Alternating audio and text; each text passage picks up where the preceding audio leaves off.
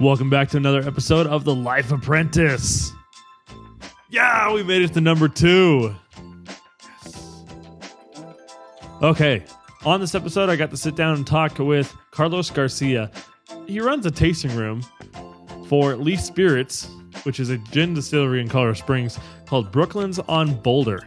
It's a really, really awesome place that I think really has a fascinating culture.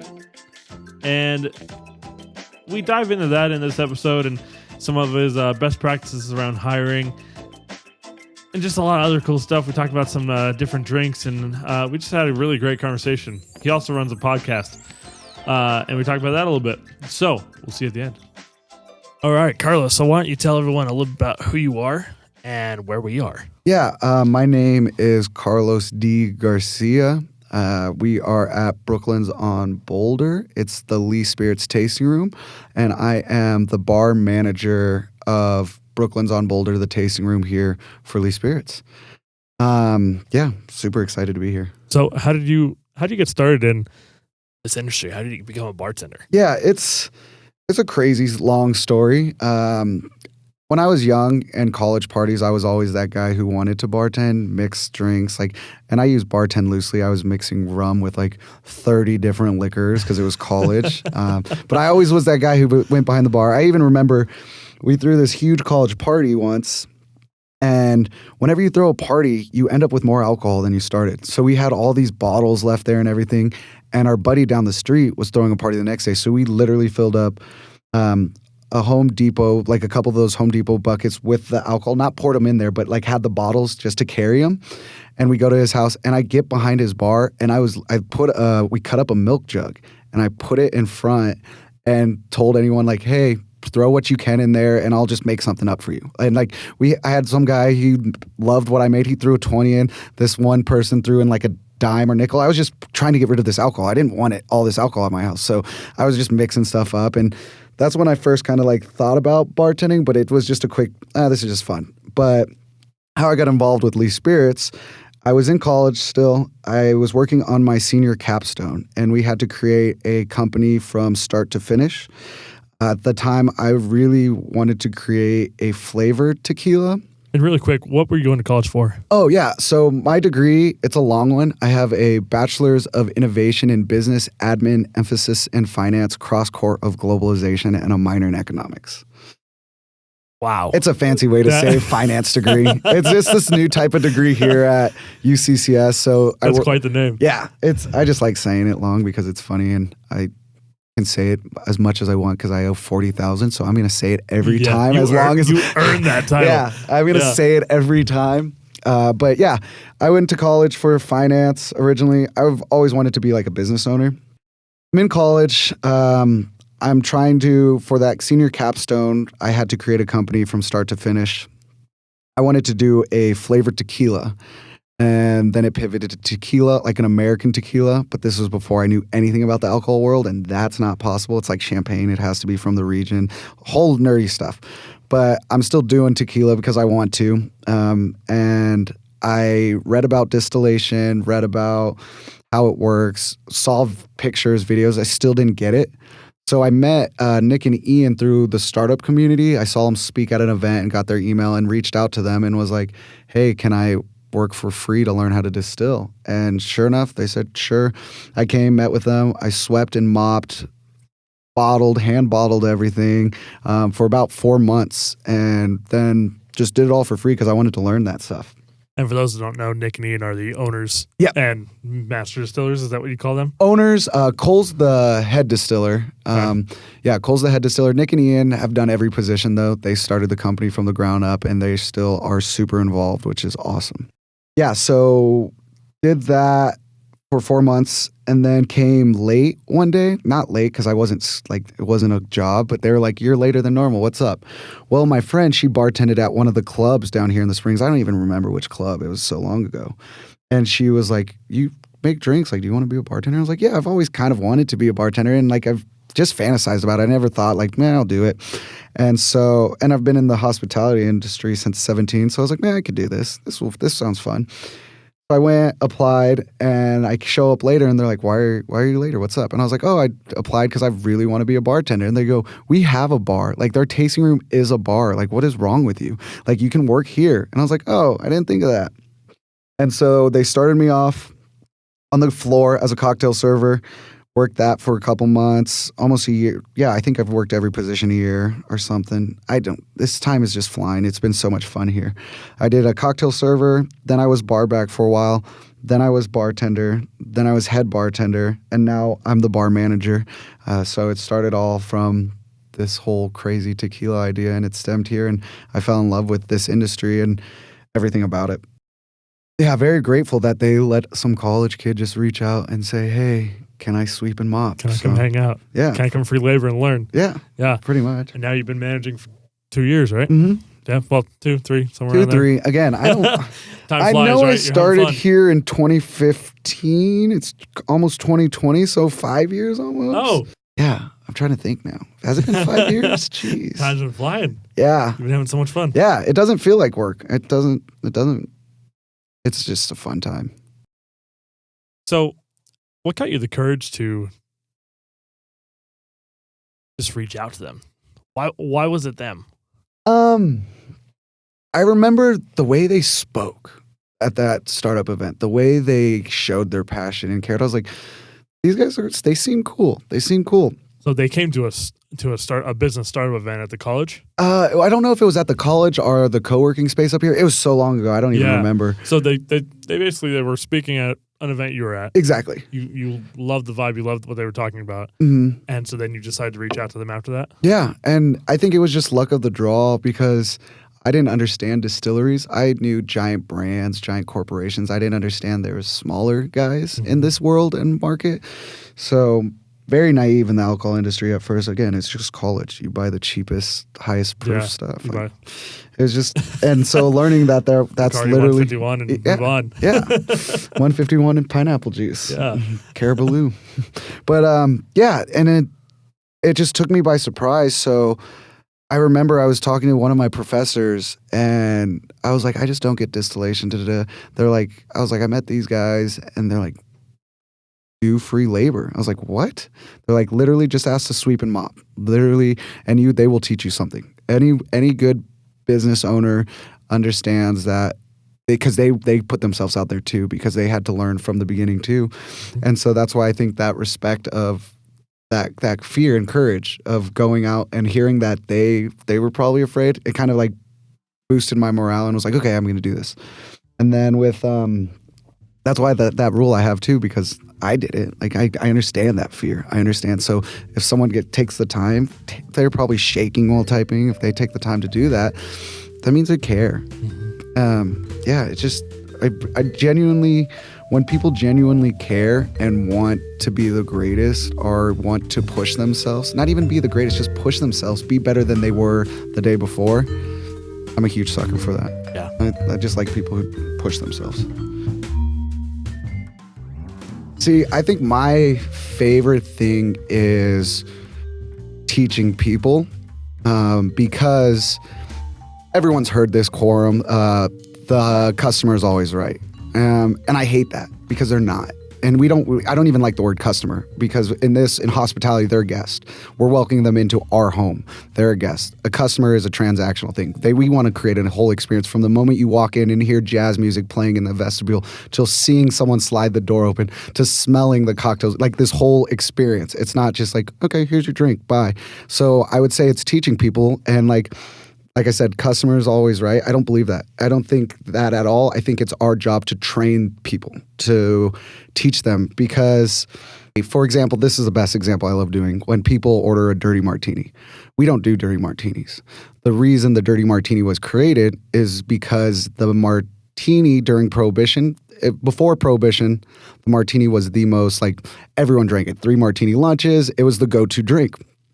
During Prohibition, everyone was making that bathtub gin, putting like all these chemicals in it just to make quick money because there's no regulation. So the olive juice was to cover up the taste of bad gin. we create gin and we don't think our gin's bad. That's why we don't serve it that way, is how I would approach that situation and teach them that, because they're like, oh, I didn't know that. Yeah. And we always say, hey, try ours. If you don't love it, we'll find you another cocktail. And maybe you just want saltiness. Like some people like that saltiness. So add a couple dashes of saline to it and they get the saltiness, but they get to taste an authentic martini. And so many of these bartenders, I think nowadays, are pretentious, and it's dying for sure, but they talk about, oh, I read this in this book, it's the original, and okay, cool, but I don't like that, bro. Like there's a balance to it. You got to teach them, but not still kind of help them get what they want. At the end of the day, you're serving them. And so many people just go on this like, oh, no, you're not a real bartender if you don't like this drink. You like whatever you want to like. I hate when people say that. Like when you order like the Aviation, I get so many guys who, I like it, but it's girly. It's a drink, bro. Like, yeah. and I don't think this is girly. It's about the aviation. Exactly. It's about flying. Right. And it's just, it's the air. It's so many people get on this like power trip on stupid things that don't matter. And I think just teaching people how to properly combat that, how to properly approach them in that situation is one of my favorite things to do. You know, I've heard something. I'm also a big bourbon lover. Mm-hmm. Love bourbon. And with bourbon, I haven't noticed it so much with gin, but with bourbon, you get a lot of very pretentious, very uppity, this is how you drink this. Don't do it any other way because that's just wrong. And one of my favorite things I've ever heard someone say is the best way to drink bourbon is whatever way you like to drink it. 100%. And it's whatever bourbon you like. There's hundreds of bourbons, and they're all different. They all taste different. They all have a different taste. Mm-hmm. I love Breckenridge, and I love Bullet, and I love Makers. Mm-hmm. They're different, but there's no right way. There's no right way. It's whatever you like. And what I always try to teach our staff here, and just teach anyone, there's no bad alcohol. And what I mean by that is, what is your goal? For example, if you want something that tastes like hot tamales and gets you drunk really quick, our gin's horrible then, if that's your goal. But Fireball will be delicious for that goal. Or if you want something that makes great cocktails and is very versatile and easy to play with, our gin is phenomenal. Other stuff isn't as easy to play with. So it depends on what your goal is. So I really think there's no bad alcohol. It's what's your goal. And that's what I always try to tell people. They're good for different uses. I've noticed. You are hospitality. Look at that. It's a habit. Thank you. Yeah. I've noticed that with gin can change things. Like for a gin and tonic, very simple drink. Gin, tonic, lime, lemon, maybe. And just the combo of tonic and gin, it can completely change the drink. 100%. Completely change. I mean, if you use Lee Gin, but mix up the tonics, totally different. Yeah, we want to show people that how you can make a gin and tonic. This is our happy hour actually right now. It's a gin and tonic happy hour. So you get like a little sushi menu almost looking. One column's our gins. We brought in two different Fever Tree tonics, two different Q tonics, and we make a house tonic and a Colorado tonic. The house tonic is a traditional tonic. Colorado is aspen bark and lemongrass, so it's slightly different tonic. So then you pick a tonic and you pick two garnishes. And we want to show people like you can make this one drink so many different ways. And it's how much tonic you put in, how much gin, what garnishes you use. If you use a different, there's hundreds. There's like a bitter lemon tonic. There's an aromatic tonic, elderflower tonic. Like there's millions of tonics. So this one drink is so versatile, and you can find out what you like. And that's actually our happy hour that we are doing right now, which is funny that you brought that up. Gin tonic's one of my favorites. I love it because really you can do anything. You can change it. You really can. So, Carlos, I wanted to go into a little bit to management. Yeah. With you. You've been doing this for 2 years. 2 years I think 3. I don't.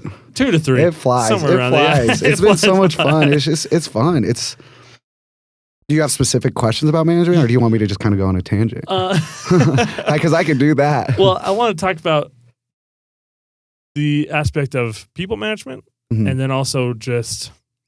I do want to dive into culture as well, because I think you guys have a very unique culture here, and that also, that ties in with your people, because your people dived into that culture. Mm-hmm.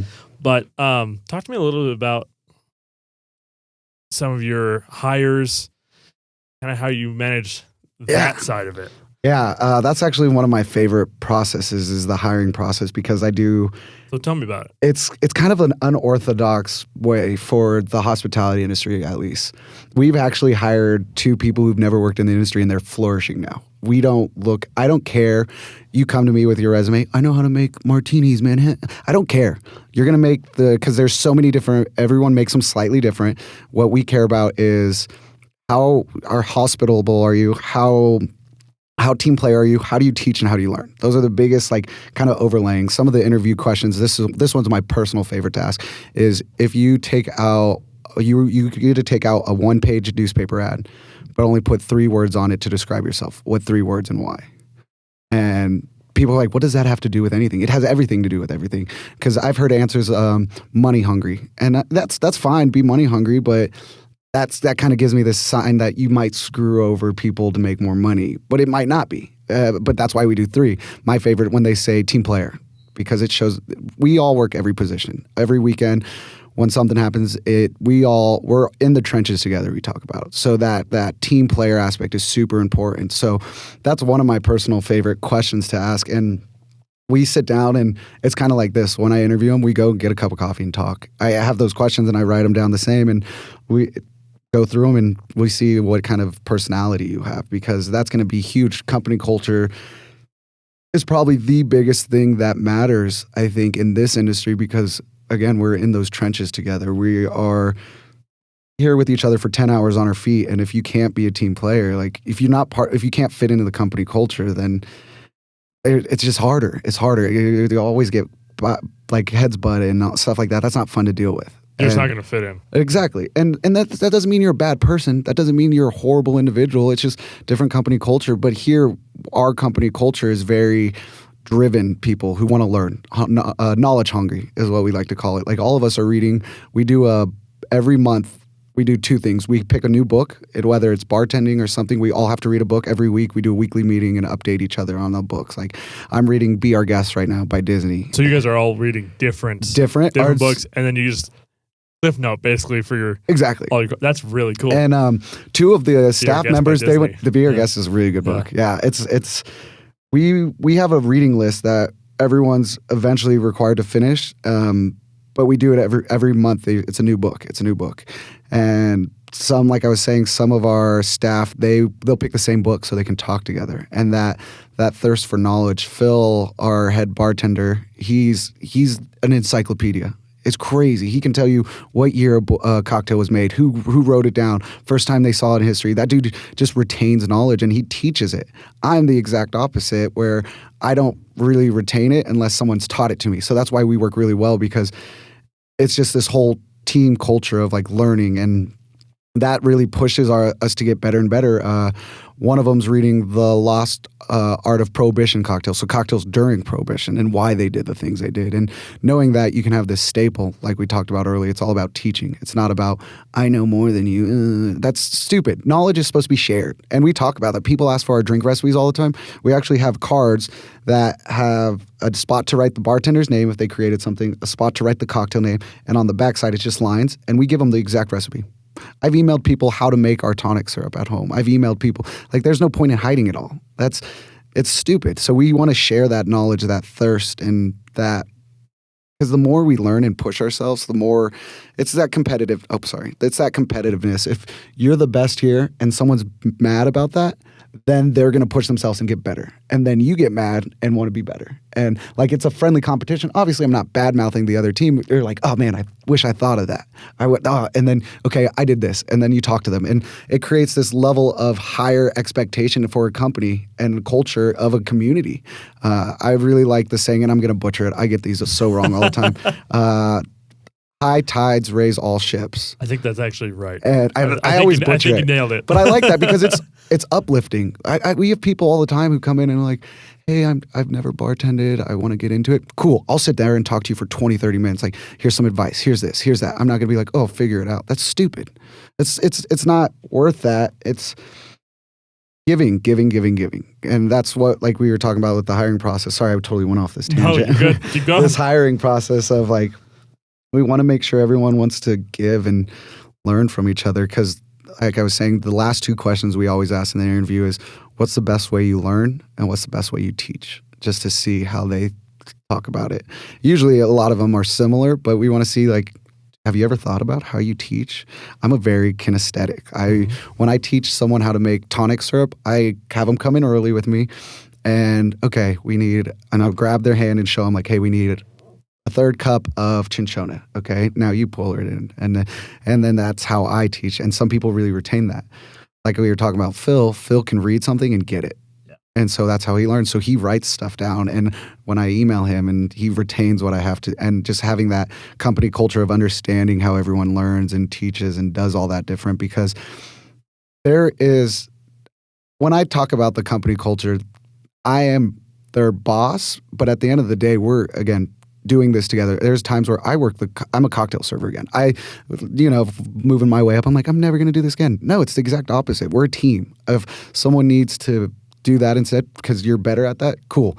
And I tell them like, yeah, you guys are kind of on the same level, but you've been here longer. Teach them that. And they do the same thing. I learn so much from new hires too all the time. The reason I read Be Our, this is my second time reading Be Our Guest. I read it the first time with Dylan. He's one of our bartenders now. He had no bartending, serving, none experience at all. And he's killing it now because he wanted to learn. And when he read Be Our Guest, we used to not have jazz playing in the vestibule. It was just silent. And he was like, I've been thinking about it. Like I was standing in the vestibule and realized like there's no sound experience. And I was like, that's genius. And we always tell them there's no because I said so. If you fight something with me, like, hey, I think we should do this differently. And I tell them, have a why ready and have a plan ready and we'll try it. There's no like, this is how we do it because this is the way it is. It's stupid. If they come have a why, I'm like, we'll test it. And we'll test it. Most of the time, everything we do here, me and Phil, and we've tested it. We've like, okay, let's see this. Why do we do it this way? Why? And we have those answers right away. But I love that they're curious. And I'm like, cool, I'm going to test it. Like we're working on because of the flow of music, we have a Pandora station. We're working on, like Dylan is working on this. It's a continuing education project we do. So every month we pick another creative subject that's not bartending. So right now we're doing art. So you have to come at the end of the month and present something that's art-like and how can we use it at Brooklyn's. And so you guys do that in a kind of team meeting? Yeah, every month. Yeah, every month we meet before and I'll send them an email about like what we're doing this month. And that email has a bunch of articles, a bunch of links. Like we did architecture one month. And it's like, what does that have to do with bartending? Nothing. But how can I see what architecture does? And because creativity doesn't just happen. You got to get inspired by something. You got to learn. So like I was saying, he's doing a whole music testing thing right now and going down to see like, okay, play this kind of music because this is when like sales are slower during this time, and then let's like amp it up, and then a younger crowd comes in, the demographic, and he's making a 9-hour long playlist right now, and we're going to test it. We're going to see if the atmosphere changes, the mood changes, all that stuff, all that untangible. We're making it tangible to learn how to do all that. Reagan, she saw this awesome thing at a bar where they did. It was a small little menu, but there was little caricatures for each cocktail drink. So she took that and we made this, she drew up this sheet because she's a phenomenal artist. She drew up this sheet and drew little hats because we're haberdashery for each one. So for example, a drink on the menu right now we have is called the Witch Doctor. So she drew like a witch hat and like made it like look old school timey. And we have all the drinks named, and on the back we're going to put all the recipes and start handing that out to see how that works, because that's something cool. Everyone's not doing that. And the whole like share everything, that's why I tell people steal from us. Do it. Like you can do it.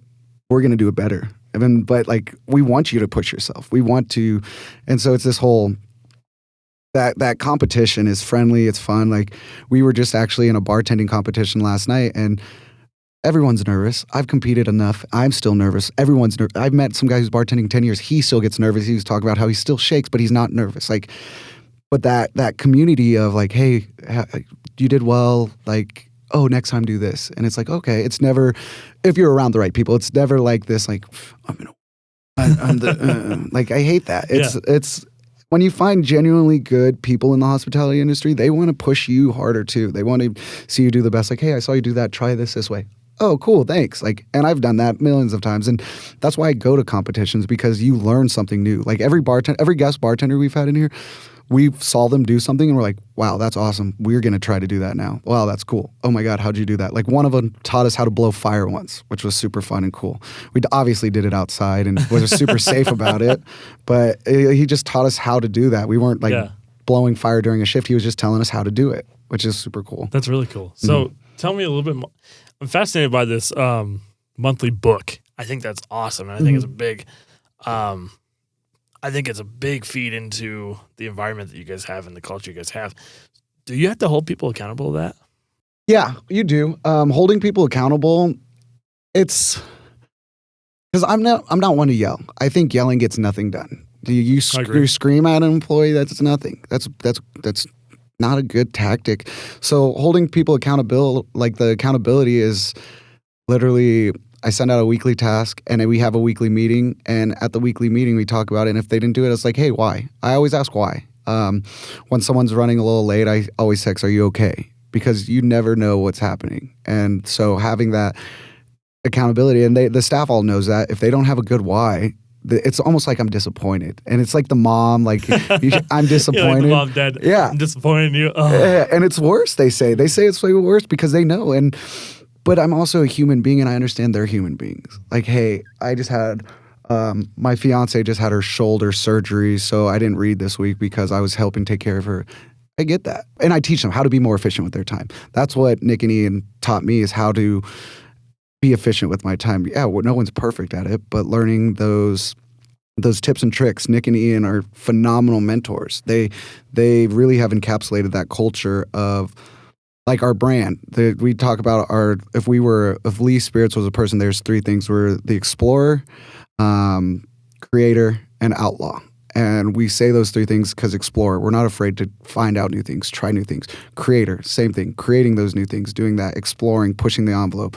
And then outlaw, that one sounds like very like, oh, break the rules. It's like, no, the envelope was meant to be pushed. Why can't I put, right now we have it's artichoke and, I'm drawing a blank on it, but like an artichoke infused liqueur. Like, who would want to do that? But there's hundreds of them, actually. There's Amaros that do it. There's things like that. So I'm curious, what does that mix with? I don't have it off the top of my head. The recipe. What flavor does it mix? Is it It's very savory. It's very interesting. But again, like, we did a cereal milk Ramos a year ago. And so the Ramos is a heavy cream cocktail. So we took literally Frosted Flakes, put heavy cream, and then a little bit of milk to pull out that frosted flake flavor. We let that sit for like a couple hours, then strained all that out and used that milk and heavy cream instead. And it's like, that sounds just gross, but it's delicious because we learned it. People love the cereal milk at the end. It's exactly. And people love that. I've heard people making, there's a company out there, they make bars out of that milk. Oh, really? Yeah, That's cool. They make bars out of that cereal milk.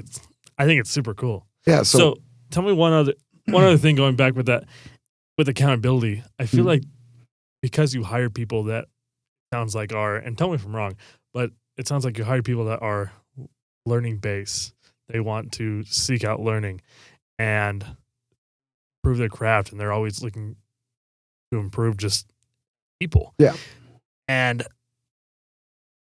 what I'm getting is that when you make that right hire, that type of person, you don't even necessarily need to hold them accountable, right? Yes and no. It's back to that teaching. Why I love teaching, because again, we hired two people who've never worked in this industry. So teaching them how to, hey, I feel lazy because I'm going to bed at 2 a.m. and waking up at 9 a.m. That's not bad. That's what, 6-7 hours? But teaching them, like, don't feel bad about being lazy, sleeping late, because you work nights. So finding that balance, because you will burn out. It's teaching them how to be efficient with their time. Like when we were driving to Denver the other day, I'm on my phone doing emails. Like those small little times where being efficient with your time. Like, okay, how can I wasn't driving, obviously. Just to be clear. Yeah, I wasn't driving. No laws were broken here. I was sitting on the side, and what else are you going to do? Talk? Yeah, I talk to them, but there's always that weird silence. I can go look at Facebook, But no, teaching them how to be efficient with their time. I've even got them in the habit of every morning go to liquor.com and read 1 or 2 articles. That's that driven, that teaching them how to be efficient. So accountability is very easy here. And I joke around all the time when I meet other bar managers. They're like, don't you just hate that one employee? I'm like, I don't have that. They all work.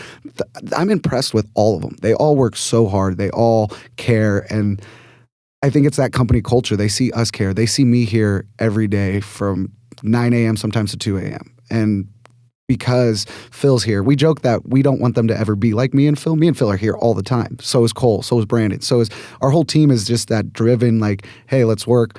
But we're also very smart on like taking time to recharge and phrasing that. I think nowadays that mentality of that hustle.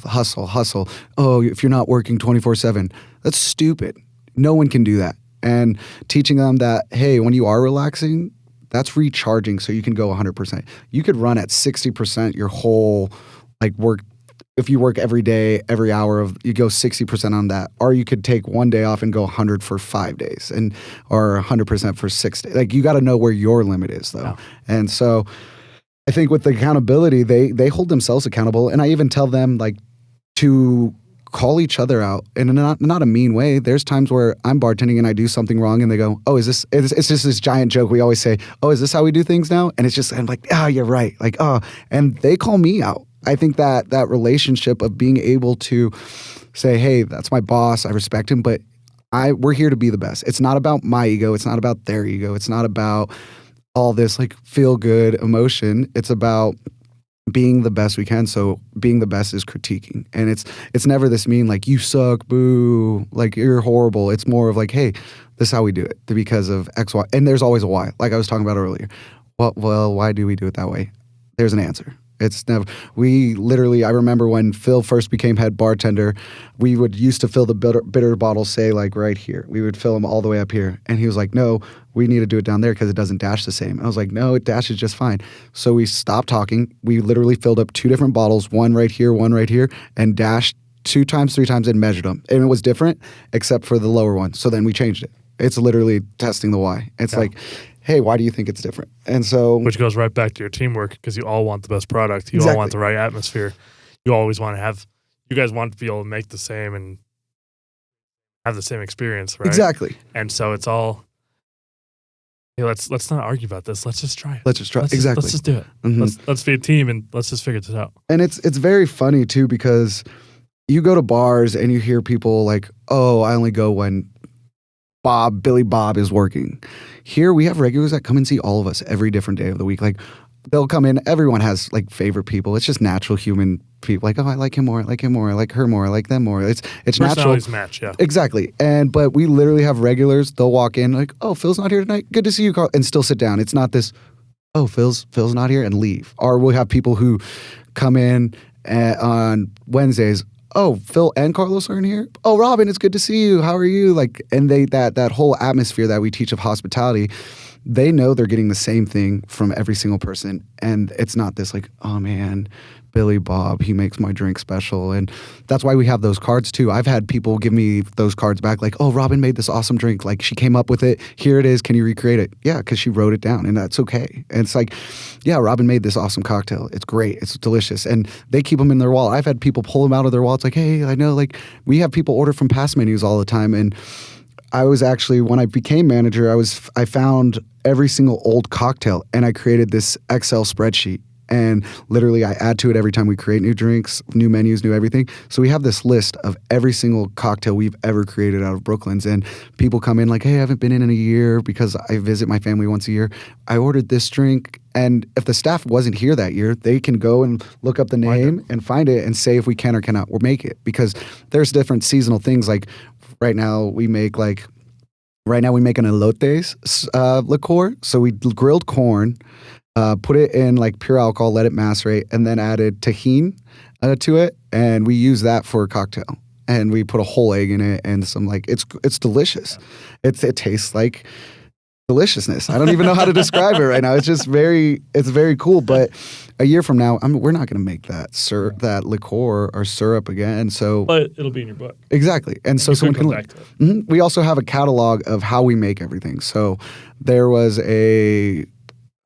Phil did a Brussels sprout tincture once, and we know how to still make it because when the staff is creating new things, we get this inspiration and they go and look like, oh, the other day someone's like, we should do a spice pear something. I was like, oh, we did. Go look at that recipe. See if you want to change it. Bring it back. I have no problem bringing it back.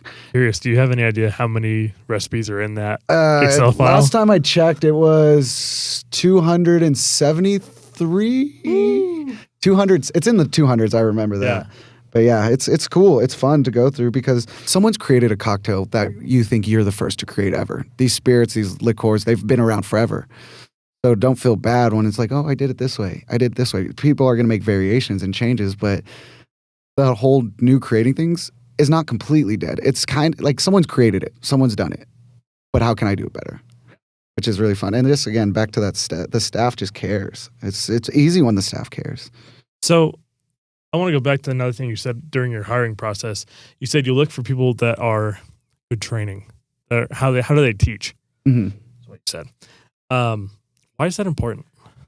Because I think in our company culture, you can learn something from everyone. We really thrive on teaching everyone how to do something differently. Every background, everything you learn. Like we were talking about earlier, that if you become a welder for 5 years, that's a different skill set. Maybe I can apply it later. So if they're able to teach us something, I think we can utilize it to be the best we can again. It's that whole like teaching process of teaching people. Like, I'm going to show you how to do this. I'm going to show you how to do that. And learning from people's life's experience and what they personally have seen, like, and hear, that how can we do it? And so I like how being able to teach them.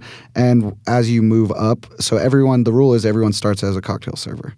Then you move up to barback and bartender and head bartender and so on and so on.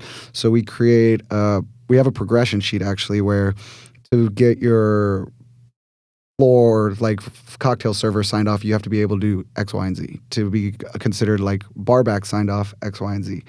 And as you move up, there's obviously going to be new people behind you. So we want them to be able to teach the quorums they went through. And it's this whole like almost trickle down effect. Like I taught them that. And and it also trickles up. Like we talked about, Dylan was the one who came up with the music in the vestibule, and that's genius. So we can teach up and down. It's a very fluid system of all of us learning from everyone, all of us helping each other, all of us trying to succeed to be the best we can be. So I think that's what being able to teach is super important in that aspect. Yeah. So is there anything else that has to do with your culture here that you think is important we haven't touched on? Being that culture of like, this is what needs to get done. Let's work together to do it. And there's always give and take. Again, in a perfect world, like we talked about in business school, you can, we're going to market to millions of people. They're going to buy millions of it. It's all theoretical. It's a grad student's paper that is like, this plan will work, but have you tested it? So that's where it goes back to that being real, like, hey, we're going to test and try it. This is our results. Let's try something else. Or this is our results, way better than we expected. And so that whole failure, and I hate the word failure, and you hear everyone say this nowadays, it's not failure, it's learning, and it really is. So we tell them all the time, like, you guys are going to like make bad drinks, but that's why you practice before and make all the bad drinks when you're not working. Or you guys are going to slip up and like say something wrong to someone and they're going to get offended. Then you learn how to gauge in hospitality. Like the funniest is when they break a glass when they first start and they've never worked in the industry, they freak out. It's hilarious. They're like, and I always just joke, that's coming out of your paycheck. They're like, what? I was like, no, these glasses break all the time. Yeah. I've broken hundreds. You break those things by just flicking them. Yeah, 100%. There's been times where we're washing them in the dish pit and it breaks in your hand. Yep, and I'm like, I have done that. Yeah. You're washing and then snap. And you're going to break stuff. But there's always a glass bucket here in the bar. Yeah, exactly. And it's this whole, you're not pushing yourself if you're not messing up. Like, we do so many renditions, and that's why having Brooklyn's on Boulder as like the tasting room, all those different things we can fine tune them and almost use it like an R&D, like to figure out, oh, do people really like this? Phil's constantly coming up with new crazy stuff, and he's a genius. The dude gets it, and like all our staff is just driven, and you learn. And just the other day in Denver, I was talking to one of my staff people, and they said something kind of off the cusp, and I was like, hey, why do you think that? And then talk to him and explain like, okay, think how other people hear that. Is that the kind of person you want to be? And they think about it, and I'm not creating mini me's. I'm creating good hospitality professionals, and I can't say that enough. The world doesn't need 1,000 Carlos bartenders. They don't. There's different bartenders for different worlds, and so the staff is really the heart, and that company culture of being there, being a real person is more important than anything, and it just helps everyone want to be better. They see. Like there's times where if I've been slacking on reading and I see all of them come in, like when we were slow one day, I come in and the 2 bartenders are sitting down and reading. And I wasn't mad about that. They cleaned everything. Everything was cleaned. That whole old saying, you got time to lean, you got time to clean. Yeah, that's kind of true. Clean a little bit, do some stuff. But I think it's more, you got time to lean, you got time to learn, you got time to lean, you got time to love. Like if there's one person in the bar, talk to them. Figure out, but sometimes they don't want to talk. They just want to sit on their phone. You just got to figure that out. And this whole running an operation like a machine where it mostly is people's experience will not work. We do have the metrics like, okay, this is how fast you should technically make a drink. This is how fast you can do that. And we want them to be great at those, but those small little times of hospitality, you can't really measure that. You can just teach that and show like, hey, just think if you were sitting at a bar, what kind of experience would you want? And we talk about that and a lot about, even during our weekly meeting, one of the questions I always ask, what is something that really great hospitality happened this weekend? And they go, it can be between coworkers, like, hey, I was behind on these drinks, but Dylan crushed the dishes and was able to help me get these drinks out faster because that provided a better service, a better experience. Or hey, it was these people's wedding. I came in and grabbed, we have these 2, they're crystal glasses that, this story's really cool. I'm going to go off on this tangent though. Ahead. So the crystal glasses, we had 2 regulars. They brought them in, older couple. They were the coupes that they used to toast at their wedding. And they gave it to us. Yeah, super cool. They're really nice crystal glasses. And they came and celebrated their 50th anniversary, and we still had the glasses. So we got to serve them with their 50th anniversary with the wedding glasses that they cheersed with. It was the coolest experience ever. And just seeing their face light up. And so that's hospitality. That took me an extra 10 seconds to go find those. Yeah, but it's the thought of doing that exactly beyond of connecting with your customers and building a real relationship. Exactly. Right? You know those people. You knew that this was important. You knew why. You knew the story. Yeah. Because you took the time. It was super cool. It was super, super cool. That's amazing. Yeah. And we've had, and I this is what I say to the staff all the time. No one goes, hey, I went to this bar. I paid my tab and left. It was so cool. No, they talk about, oh my God, the bartender was hilarious. We were talking about this. Or, oh my God, they remembered my name. No one talks about paying their tab. No one does. That's why we don't have people really, this is the biggest honor. And I tell people this all the time and they don't get it. Is when someone walks out without paying their tab and you catch them like, oh, sorry, you didn't pay your tab. Because they felt so comfortable at your place that they felt like they were at their friend's house and forgot they even had to pay. That is a mark of great hospitality, I think. And everyone's like, what? Aren't you afraid of losing money? No one walks out on tabs on purpose. There are there's few bad apples that ruin. Yeah. And we've never experienced that actually. No one's ever purposely walked out on a tab. We've had people like start, oh my God, I'm so sorry. I totally forgot. That's awesome. That means we create an experience where you forgot you were at like a business. You're so comfortable. Exactly. That you feel leave. Mm-hmm. Yeah. And I have hundreds of stories of that comfortability. And my personal favorite, and this was kind of the tipping point, what I talked about earlier, if I can make this a career or not, we were doing, this is what made me realize, we were doing a private party, and this guy, he was military, So since it was a private party, we like locked the front door so people didn't come in. We made sure the back door was secure, and we told him that, and he was like, "What?" And he got to relax, and he almost started crying and saying, "This is the first time in 10 years I've ever been this able to this.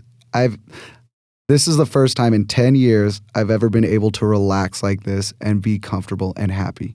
And he almost started crying. And at first, he had a couple drinks. So I'm like, okay, like maybe. But since it was a private party, his daughter was here.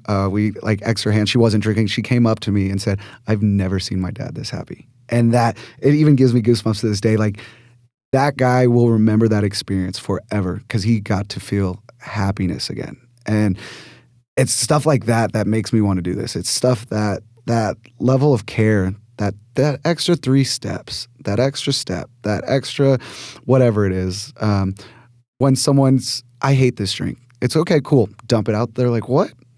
Don't charge them for it. It's that extra level of care that shows people the touches you do. Like you said, like the aviation, how they're testing it out, like 20 of them upstairs. It's that little extra that makes a big difference. And you can't worry too much about like the operations. You do, because again, you have a business to run. You have to worry about that. But how can I make this an experience? And that's why we, again, back to say guest, because it's in a whole experience. It's not a transactional experience. Yeah. I mean, it's still a business. Exactly. And so that profit and all that stuff's still hugely important. Mm-hmm.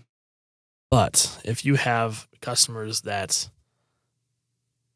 just are raving fans, I don't know if you've read that book, Raving Good Fan. one. Yeah, I have a copy right over there. Raving fans of your place, you really don't need to worry about the profit will come because they're going to keep coming back and they're going to talk about the place and people are going to start knowing who you are, not through marketing, but just through friends and word of mouth. People that know you. We actually did no marketing when we opened Brooklyn's because it's a speakeasy. We wanted to stay true to that speakeasy vibe. So no marketing at all word of mouth. And when it opened, I heard stories of like, oh, that nervousness of like, what if no one knows? But we were packed because of that level of care that they put in. And we have people still coming to this day. I've never even heard of this place until a friend told me, which is super cool.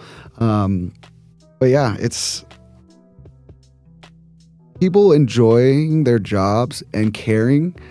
You can see that on their face when you go to a bar or when you go anywhere. Very much. If you go to the bank teller and they're smiling happy, you're like, man, this is awesome. But if they're like grumpy and you're just like, I want to get out of here. Yeah, it kills the whole vibe of the place.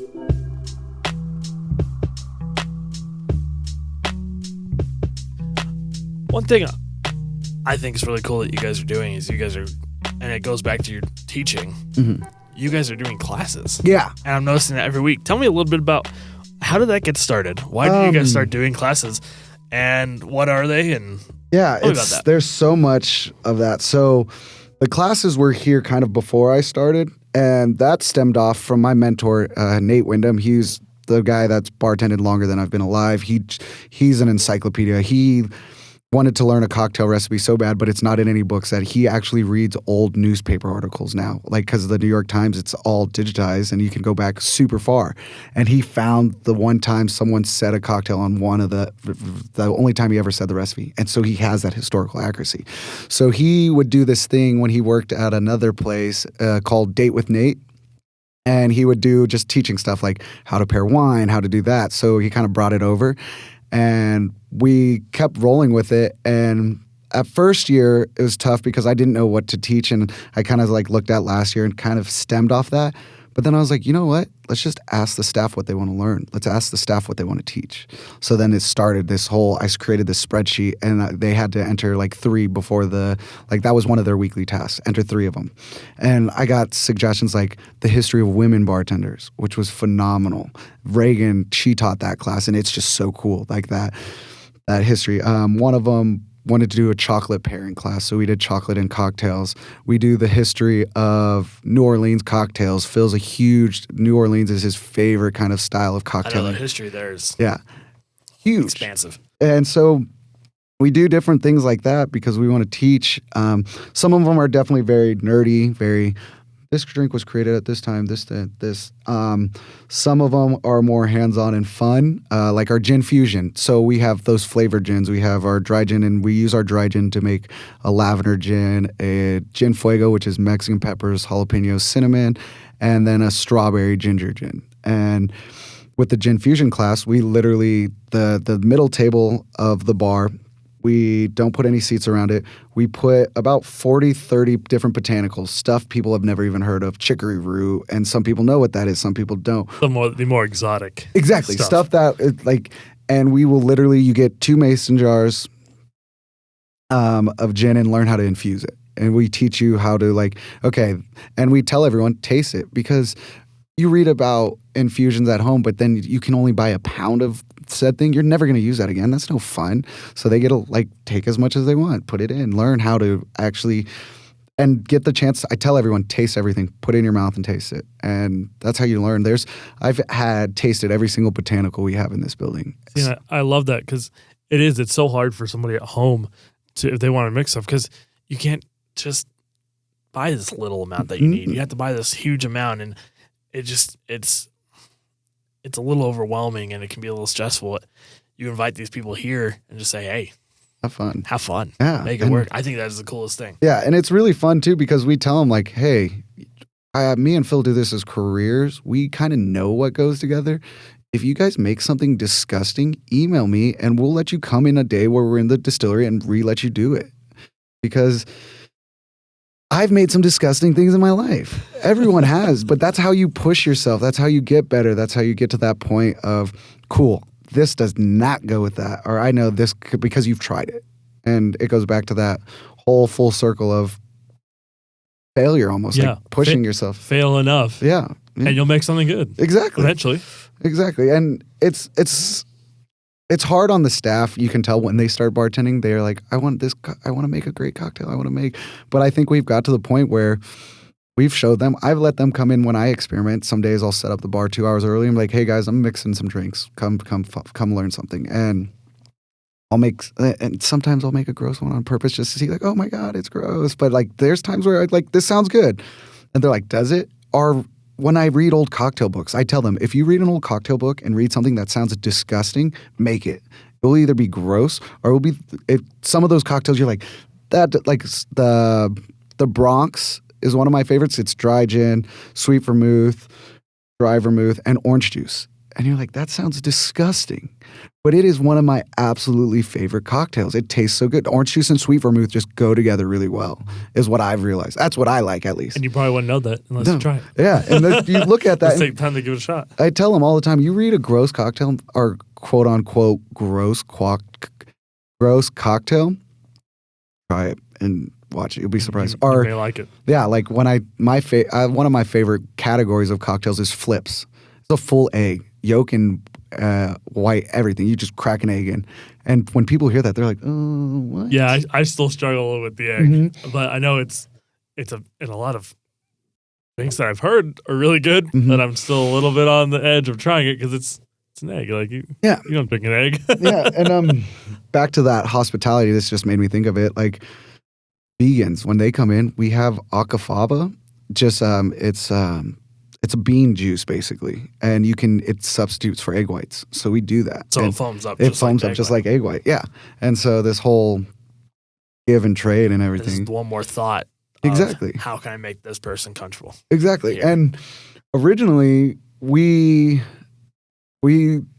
it's the staff bringing back up like, hey, this guy he doesn't want egg whites, but he wants to try the drink. Yeah, we'll make it without the egg whites. It's going to be a little different. Wait, why not something that is going to give the same mouthfeel? Why not? And the staff, again, it's the staff and the way they look at everything. It's back to that learning and teaching. The way you look at everything here, the way you carry yourself in public, the way you carry yourself at work, the way people are coming into Brooklyn's, the way all this stuff that they learn from and can teach it to me. Because I don't see everything. They don't see everything. No one sees everything. But if all our eyes are looking at mostly everything, we can see mostly everything. Things. And there's no wrong answers. And we tell them that there's no wrong answers. If you come to me with a why and explain, we'll test it. We'll test it. And I tell them that all the time. But if you come to me like, I think we should do this, I'll go, okay, why? And then they go, I just think so. I'm like, that's not good enough. There's a why to everything we do here because we can explain it. And it's never just, that's just the way we do it. It's so stupid when I hear that. And there's a balance to that too, because there are there's always a why. Yeah, there's always a why. And if you can't, and so many people start at a bar and then 20 employees down the road, they're like, why do you do it that way? It's just because we don't want that, because it's that whole like, okay, this is how he used to do it. Let's go on, so on, so on, so on. And then the person doesn't even know why anymore. So fostering that and keeping that why alive makes it easier to do your job, because it's not just like, oh, my boss wants me to do this. No, this impacts this. Yeah. And it makes it more careful about it. It goes back to the learning and experimenting too, because if they know, for example, maybe why you used this ingredient in this drink, then it's, that might pair with this. Exactly. And then you're exploring, you're all learning together. It goes right back to your teamwork. Mm-hmm. It's the team. Which feeds right back into your culture. Yeah. It's a big circle.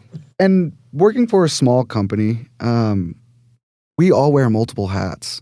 There's multiple hats switching around, and there's a diagram we use to explain it. There's the sales team, one giant circle. Brooklyn's the tasting room team, and the distillery team. There's circles that overlap because sales and they all go together. So teaching people that it's about this bigger picture. It's about this thing bigger than us and how we can help everyone. And because we couldn't do our job without everyone. You see, Phil's making the aviation that Cole's trying to perfect. And so it's that teamwork, because Phil's a phenomenal bartender. Cole's a phenomenal distiller. So they need to work together. And it's a giant teamwork. Like last night, Robin and Reagan were in a cocktail competition. So Brandon, our sales guy, went. Dylan, another bartender, went. And I went just to support them. And it's this whole like, we got this together. If we don't have each other, then we don't have anyone in this world. And it's just super important to me. It's super important. Company culture, and the way Nick and Ian have like really worked with that towards all of us is so incredible. I meet with Nick once a week, and he helps me with personal goals, life goals, any problem I'm having. And he's a real mentor. He's a real mentor. And Ian, same. I'll call him for advice all the time. And they teach me these things and how to carry myself and how to care. It shows that the owner, they don't have to do that. They're the owner of the company. You hear all these CEOs and stuff that they don't care. They literally care about all of us. And it's crazy. Like they texted the group, good luck. Like we have this huge group chat message, and there's funny memes, joking around with each other. It's all every Lee Spirits employee, and we all talk like it's like a family group chat. And we have previous employees that still are friends with us. They moved on, and they were in school for, say, nursing or teaching, and they got out and went into that, and we still talk to them. They still come in, and it's just this environment of like, let's do this together. Let's do this right. Yeah, you guys are all passionate about what you're doing. Exactly. And so you love it. Exactly. And that puts off the culture, puts off again to the environment. I keep going back to it because everything you guys are doing feeds right into this awesome environment that you guys have built. Mm-hmm. Yeah. It's all super important. And it takes time and learning. That's why the way to build it, like one of the best advices I ever heard, and like when I'm here, it's very easy to get distracted. Everyone's here, they're doing their thing, let's talk, let's show. So I work from home sometimes, get all my stuff done, and then I make it a point to still be here 2-3 hours before, because I told them, hey, if you guys ever need something when I'm here, ask. I'm going to teach you how to make syrups. Okay, cool. Hey, do you mind if I set up the bar early and make drinks? No, cool. I'm going to do it with you. And giving them the time of day instead of this, like, I'm not this all powerful being manager. I'm here doing what you want to do. I'm here helping you out. I'm here. And Nick and Ian taught me that. I remember when I first started, Nick was bottling with me. Nick would sit there and the owner of the company filling up the bottles with me. And they have been nothing but great mentors, and that's what I aspire to be. The Lee Spirits culture is really all about this whole, let's do this right. Let's do this together. And I've said that like 1,000 times, I just realized. But it's this awesome environment that we have. There was one day, and it just shows how much everyone loves to be here, that we were open for service on like a slow Tuesday. Literally every single employee came in on their day off to like hang out. Like it's just like, what? Yeah.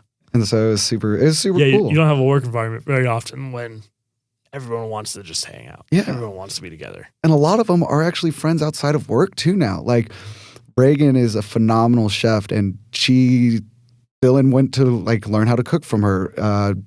This whole family, and like it's a really good culture. But at the end of the day, we're still very serious. We joke around like we're friends and stuff, but at the end of the day, it's like, hey, we need to get this done right, and they understand that. There's this balance to it. Like this is how it needs to be done, and it's fun. It's fun. And if it's not fun, why do it? You're enjoying your work. Yeah. And again, back to the beginning, you're not going to love everything. You think I like sitting on Excel? I actually do love Excel spreadsheets, actually, though. Yeah, but like I some geek other out stuff. about Excel. I do too. I love it. It's fun. I have like my favorite is one time I got 27 if-then statements in one. That was a nightmare. But I was just like figuring it out. So very cool. So what's something about the industry that's got you fascinated and you really got you excited? I would say the thing that gets me most excited is that I'll never learn everything. Alcohol has been around since the beginning of time. Been called the water of life through almost every culture, every language. You hear it in one way or another. So I love that because I will never know everything, and that gets me super excited, and seeing what people do. Also because everyone thinks like, okay, all the alcohol is here now. No, a brand new spirit was created maybe 3 years ago. It's this brand new Patagonian spirit that no one's ever heard of. I'm like, what? Our people are doing new crazy things. It goes back to the mad scientists, like Jurassic Park. We never stopped to think if we should, it was more if we can. Like that whole thing. Like there's some weird stuff, and that's fine and that's cool. So, but also the exciting part is when you find right people in this industry, it's this culture. It's this, hey, we're all in this together. Through bartenders, I have bartenders in almost, not every state, but a bunch of different states that on a Facebook group, and we just talk every now and then. It's those bartenders, the brand ambassadors, those sales reps, those distillers, everyone who, when they talk and help share that knowledge, that's what really excites me. That whole growth with one another, and those people who want to hide their secrets and keep it, it's not fun. It's not fun for anyone. It's like, why? So let's plug your podcast a little bit. So you just started a podcast about this industry. Yeah. It's called Behind the Stick Podcast. I've been interviewing it for years now, and it all stemmed off this idea of, as I was growing as a bartender, bar manager, just in this industry, I would drive to Denver probably 2-3 times a week just to meet with their guild chapter and talk to people, go to lunch with people. Alex Flowers, she was phenomenal, and she's just talking to all these people. I realized like other people probably have the same questions.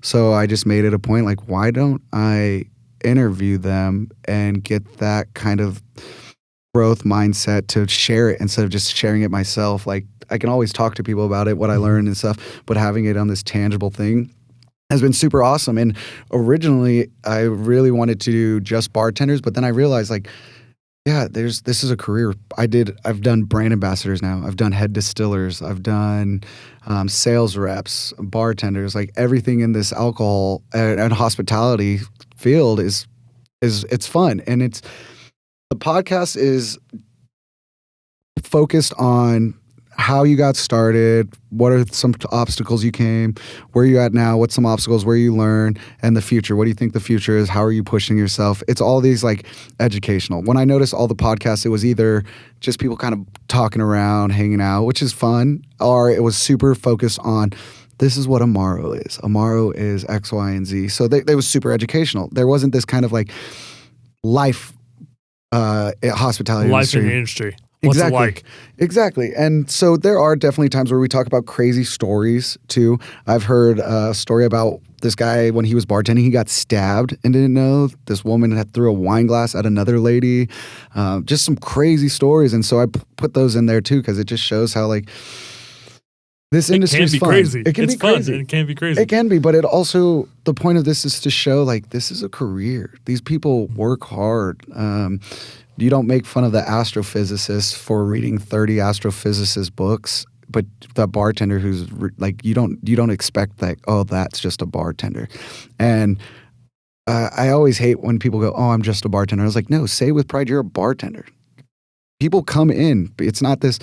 What's your real job? No, people still come here. People still work. You work your ass off. You're on your feet. You're studying. You're doing all these things and making it a career instead of this mindset that people need. You don't make fun of 5-star chefs. No one does. Like, and it's kind of the same. Like you're making like, and it's just this mindset. You guys are putting love, passion, into your drinks. Yeah, and if you can find something you love. Like Phil says this all the time, and I hate this saying.